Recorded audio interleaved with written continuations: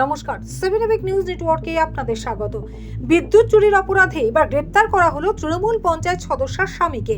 আসন্ন লোকসভা নির্বাচনের আগে যখন বিভিন্ন সমাবেশ সহ বিধানসভাতেও রাজ্যের বিরোধী দলগুলির জোর স্লোগানে বিধ্বস্ত রাজ্যের শাসক দল, ঠিক সেই সময় দাঁড়িয়ে উত্তর 24 পরগনা জেলার নৈহাটি বিধানসভার মামদপুর গ্রাম পঞ্চায়েতের 6 নম্বর ওয়ার্ডের তৃণমূল কংগ্রেসের পঞ্চায়েত সদস্যা নূপুর বিবির স্বামী শেখ মেহের আলী মণ্ডলকে বাড়ির বিদ্যুৎ চুরি করার অভিযোগে গ্রেপ্তার করল শিবদাসপুর থানার পুলিশ।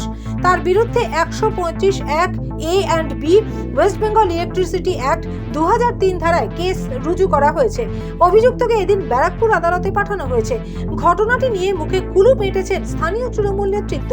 আর খোদ পঞ্চায়েত সদস্যার স্বামীর বিরুদ্ধে বিদ্যুৎ চুরির ঘটনা নিয়ে স্থানীয় গেরুয়া শিবির নৈহাটির বিধায়ক তথা মন্ত্রী পার্থ ভৌমিককেই দায়ী করেন। নৈহাটি থেকে রাজাদের রিপোর্ট, 7 নিউজ নেটওয়ার্ক। জয় হিন্দ।